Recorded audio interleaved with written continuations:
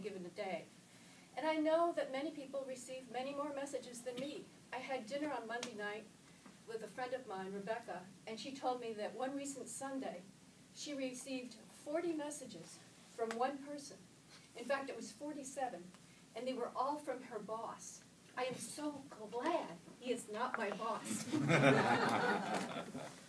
All of this, I think, falls into a subcategory within a much larger subject, information overload, which all of us are experiencing.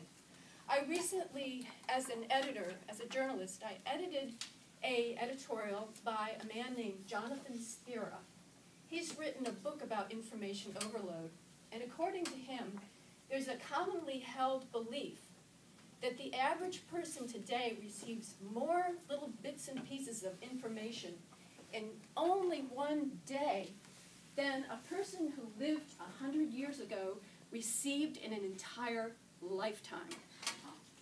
He also, through his research company, Basics, has developed what he refers to as recovery time. They have done a study and figured out how long it takes someone to recover from a distraction. So if someone is in the middle of a project, they get a text message from their daughter, they text back and forth for 30 seconds. According to him, it could take between 10 and 20 times that 30 seconds for that person to recover and get back to what they were doing before. 5 to 10 minutes for a 30-second phone conversation.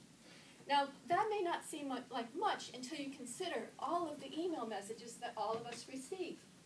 So I have developed the Janet Stilson handy-dandy tech-out rules for email ecology, which I would like to share with you tonight. I use the word tech-out as an acronym for the first word of each of my rules.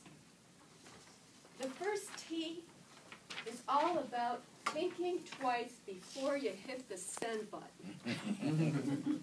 In particular, when you're going to reply all. Say we get a message, all of us, from one of our fellow Toastmasters saying, "Thank you so much. I was so pleased that I finally got to do my icebreaker speech last night. I was so thrilled by all your applause." And all of us hit reply all and say, "Oh man, you did so well. Thank you. We were so pleased for you. Congratulations."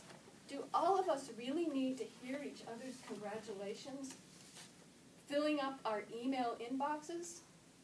The second one relates to the first one, which is if you find someone who is kind of trigger happy and tends to hit that reply all button, see if there's a way for you to very politely and kindly ask them to leave you off those reply all messages. Sometimes it'll work, sometimes it won't. Just see if it works out for you. The third, conference calls, relates to those exchanges of emails that I don't know if you've been involved in them before, but usually it's a group of people who have to solve a difficult problem, and they need to debate back and forth. Should we do this? Should we do that? Everyone writes mini essays. The chain goes on for days and days. If y'all just picked up the phone and talked for 20 minutes, it might get solved much more quickly and much more easily. O stands for one topic per email. According to that same guy I referred to before, Jonathan Spira, most people only read the first paragraph of any email message that they receive. So I have oftentimes tried to just condense everything in one long email, 3 or 4 different topics, but I've noticed that people only respond to the first topic that I send out. So I would suggest, even though it means more emails, send out one email for each topic, or if you're going to consolidate everything into one, make sure in that first paragraph that you tell them, I'm going to be discussing A, B, and C, so that you flag them and they know that they need to read down. Also make it clear in the subject line that you're just going to be discussing all these different things. The U stands for unsubscribe. I don't know about you, but I love my Groupon. I love my Living Social deals. I am on the email list of newsletters that I never read. There's all kinds of retailers that are reaching out to me trying to get me to buy stuff on a daily basis.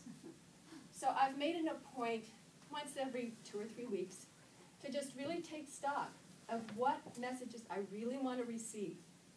And I unsubscribe to the ones that I know are just too much of a nuisance, and I try to cut down on my overall number of email messages. The final T stands for turn off the sound. Now, I sort of mentioned this once in a table topic session, so you may know what I'm talking about. But I get really distracted if I'm working on an Excel document or if I'm working on a Word document and I hear that little ping. A new email message. Who could it be? And I immediately go to my email, read the message, come back. 3 minutes later, another ping. I go back to the message in my inbox. And I'm going back and forth, back and forth. It takes me so much longer to get anything done. But I trick myself by turning off the audio, and I promise myself, I will not, I promise, I will not look at my email for 20 minutes. 20 minutes. So there you have it. The Checkout rules for email ecology. Now, I think this is important for all of us because I want to bet as the months and the years go by, the number of email messages that we all receive is only going to grow. So it's important for all of us to manage the email messages that are coming in and be more meaningful in the messages that we send out. Will be an example for our colleagues and for our friends, and together we can undermine the information overload.